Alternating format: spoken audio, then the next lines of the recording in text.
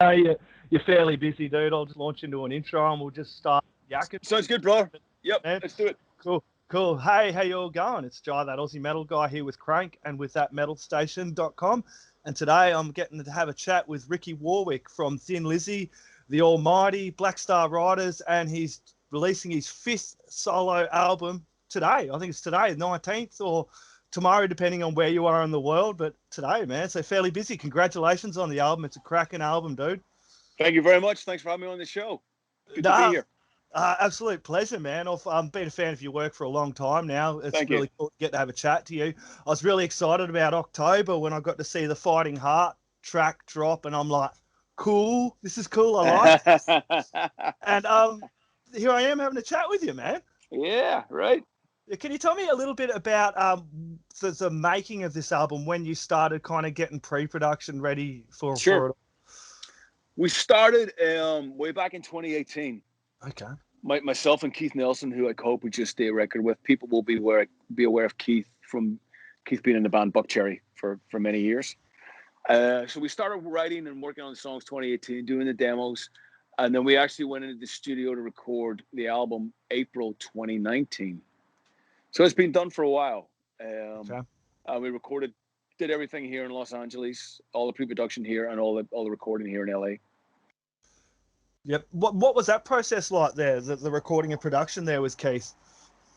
Easy, Keith. Me and Keith are very similar. We're about the same age, same, cut from the same cloth, both blue collar working class boys, same taste in music.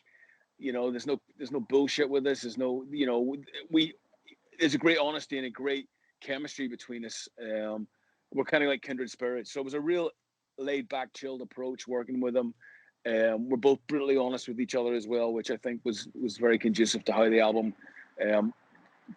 progressed. And really, I mean, it was easy. It was just an easy thing to be part of. There was no drama. There was nothing.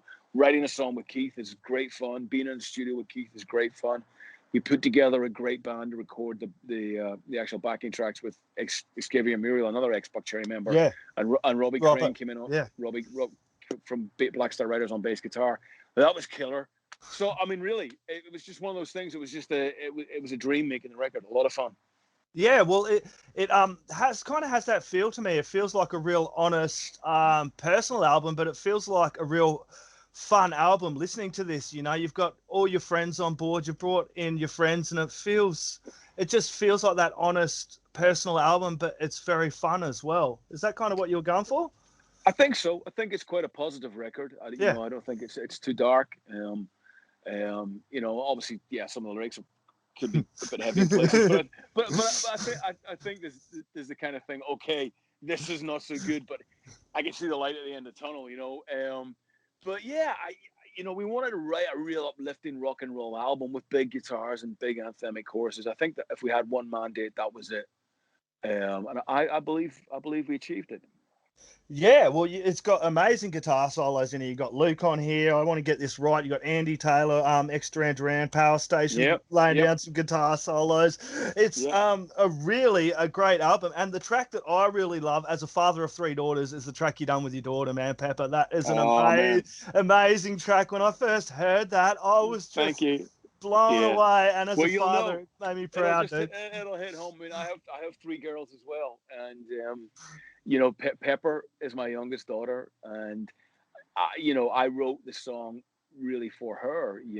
My other daughters are kind of grown up now, but she's still pretty young. She was 11 when she sang on the track, and she was really getting into music. She's singing, playing guitar, playing keyboards. I was like, "Hey, kiddo, this is about you. Come on in the studio and sing on it." And she came down, and she was cool, and she did a great job, and it was just a great proud dad moment for me. Really different level. I mean, just something that I'll cherish for the rest of my life. Yeah, well, that's the thing I love talking about. I'm going to go off track here, but as a dad, I love seeing this and what Phil's done with his boys as well, with Phil Campbell there, and even Max, he's got a band going with these lads, and it's just as a father, this feels really good for me to see this kind of thing, man. It must be great to be able to go, okay, I'm not happier than working with my kid. Well, what's funny now, Jazz, like she was 11 when she recorded. She's 13 now. She doesn't want anything. She doesn't want anything to do with it now. She's like, oh God. What are you saying about me? You're so embarrassing. you know. I think that's she's at that teenage angst stage now, which we're all at, and I get it.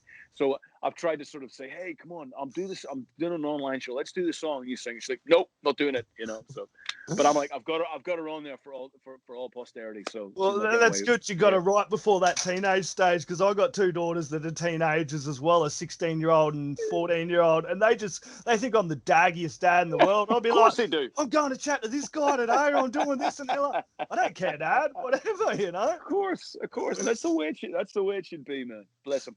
Yeah, I do dig the cover as well, man. Tell me a little bit about that cover behind that, the story behind that as well. Yeah, it's a pretty cool story. It's depicting a crash scene from a race called the Ards TT race, which took place. It ran from about 1928 to 1936, and it was like the Formula One of its day. It was massive. You're talking about 250,000 people coming to Ireland from all over the world to watch these nutters race these cars. I mean, there's no health and safety back then. You see these real primitive cars. So, you know, long story short, it was a road race. So it wasn't actually a circuit. It was actually on real roads. Yeah. So it's got these Irish country roads snaking around all this farmland. And one of the fields was actually on my grandfather's farm. And he used to rent the field out to spectators to stand and watch the race. And one of the corners on this field was notorious, you know, for accidents during the races. So it would always be packed with people because, you know, hey, people want to see the throws and spills. So the actual picture of the album cover is a picture from, I think, the race from about 1933 of an actual crash scene taken in front of the corner of my grandfather's field on the farm in Ireland. So the personal connection is pretty huge, you know. Yeah, and that's why I wanted to talk about that, because, you know, you've got all your friends on here, and even from that cover, you've kind of got like, this is my family, this is a real personal, honest album as well. You know, when we wrote the song, When Life Was Hard and Fast, and then when it was very obvious that was going to be the album title, you know, straight away I went, because I remember my dad telling me stories, because he was 5 or 6 years old watching the races when he was a kid, and I thought, I got to find some footage and some photographs of that old Ards TT race. And I, you know, did a bit of detective work, and I actually stumbled across this guy who was what was from the same town as me, you know, in his 70s now, had all this archival footage and photographs of all this race, and he was just like, have it. And I was prepared to pay it. He's like, no, I'd rather you have it and get the story out there. And he just gave me hours of footage from these races, and it was incredible, you know. It's good that we have people documenting that history and that side of things, because you know, it goes so quick and people forget where we kind of come from, and those pictures. Absolutely. I mean, there's nothing wrong with looking back to move forward. You know, that's the way I look at it. So. Yeah, can you tell me a little bit about this track, the opening track, When Life Was Hard and Fast? Because I've been hammering that one the last couple of weeks, dude. I cranked it on my show when it dropped, and I had to play it again the next day, and then the next day. It just really, really dug it as well. Yeah, you know, it's a song we wrote about growing up in Northern Ireland when I was a kid, you know, pre-cell phone, pre-internet, when you just really, you know, you were out in the streets playing all day till the sun went down. And, you know, you didn't, you know, one of the strangest things about, we're all guilty of it. I mean, I am as well. We have everything's controlled by our cell phone now. Yeah. So if I'm going to meet you for a drink, I'll be leaving the house. You know, I'm in the Uber. I'm 10 minutes away. I'm just in the next street. That's me coming around the corner. I can see you right up until you and I bump into each other. We're like, you know, and back then it was like, hey, you know, I'll see you at 7:30 outside the you know, the youth club. And if you weren't there, you weren't there, you know, and just other stuff then would happen. And this be just wild abandonment of just possibilities. Everything's really preconceived now. It kind of does my head in a little bit. And I think it's just reminiscing about a time when there was a lot more freedom and plans went awry, but it didn't matter because something else would always happen. And it's also about dreaming about the future of being a rock and roller, of getting out of Ireland, of trying to see the world, of just living your dreams and fantasizing about what might be further down the road, you know. Yeah, and we had Joe Elliott of Def Leppard rock up on that one as well. Yeah. Yes. I had to play a Def Leppard track for the Valentine's show the other day as well. Yeah. Absolutely. Went down really, really well. Playing live, man.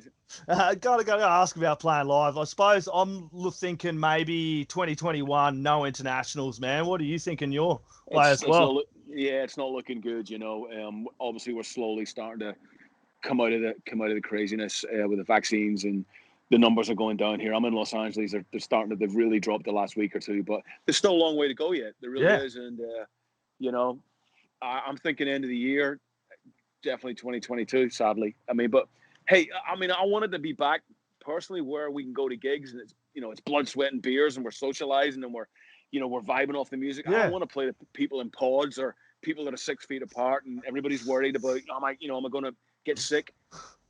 I'd rather wait until it's safe, until we can all go out there and just have at it again, you know? Yeah, well, that's why everyone can kind of get along. It's like we can't go see Ricky Warwick. We can't go catch these guys live. We can go buy the album. We can go buy some merch. And, you know, for now more than ever, I think it's important, even for guys like you, for people to get off that streaming cycle. And I'm going to bitch about Spotify a bit as well, but we need people to get out and actually support the scene, and just liking and following Spotify is great to get those numbers up. Sure. But I'm more about supporting the band, getting along. If you can't get to the shows because we can't play live, but buying records. He's got records for this. I started a vinyl collection last year. Bought a ton of merch. Yeah, good for you, man. That's what it's about. I mean, that's what will keep the lifeblood flowing for the artists. If you actually buy the physical product, buy the merchandise, and support them when they do the online show, support when you can when the artist is playing online. All that's our lifeblood, and until we get back to playing live. Yeah, you know, we need that. We do. We do, and then the whole because none of the governments are giving two fucks about the arts industry worldwide. I could sit here and go, Australia doesn't care, but I know America does. None of the countries really care about the arts industry. So for us to kind of keep this metal and this rock scene strong, we all got to kind of get behind each other and support each other. And there's no reason we shouldn't have been able to do that through 2020. I mean, and it's diabolical that they don't, because you take the arts away, and you know, you and I both know.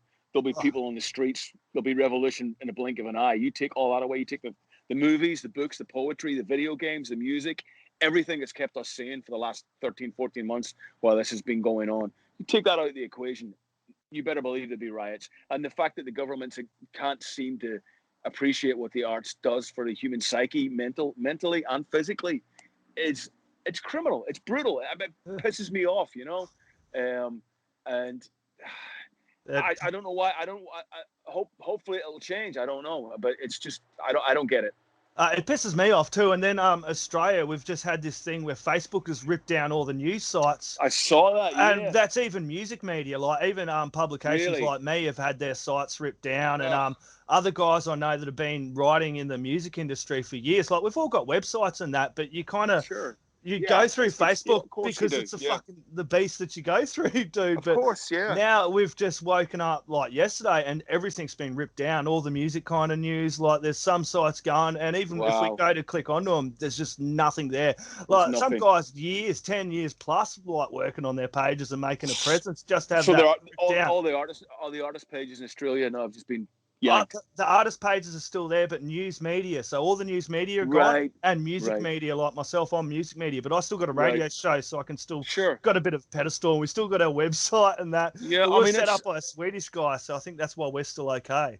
It's scary. That's scary stuff. You know, that the monopoly that they have, like you said, it's a necessary evil. For you want to get the word out there, and you want to get your music heard by as many people as possible, but to to abuse that power is. It's not good. Yeah, and people like me do it for the love of it. I don't make a dollar doing this. I just love the music scene a lot, and I'm here chatting, and like as you said, 2020 kept me sane. Music. I bought a lot of music, and if I didn't have music, my PTSD and anxiety would have just gone through the roof. So I had my family to lean on. I had music and arts to lean on. But if we didn't have that through this pandemic, mate, it'd be crazy. No, we'd be screwed. We really would, bro. You know? Definitely screwed. I got to ask about Black Star Riders. What's happening? Man. On that front, dude? It's all good, man. We've pretty much written the next record. I thought you would. We've done with it. Yeah, what else are we gonna do, right? We've done with it, and so hopefully in the summer we can all get together here in LA, because we all kind of live all over the place. So we'll get together in LA and get back in the studio and get album number 5 underway. That's the plan. Oh, hell yeah, man. I look forward to catching you live when all this is over and fucking done with. Hopefully 2022, or you can get over here, get over to Australia. Oh, man, it's been long overdue. I haven't been there, in 7 years? I've got to get back down there. Yeah, I think I'm just going to be living near the closest festival centre for shows for a year once this is over. I tell you what, Ricky, this has been an absolute pleasure. Everyone grab this when life was hard and fast. It's out today. Put it in your stereos, turn up really fucking loud. The neighbours are going to want to rock out to this too. Ricky, any last words or shout outs or thank yous? Yeah, thank you for having me, Jay. It's been a real pleasure. And just thank you to everybody down there. Thank you for all your continued support. I love you. I miss you. I want to get back and play for you guys really, really soon. Be safe, be well, and stay strong. We'll get through this. Done. Thank you very much. Absolute pleasure. Cheers.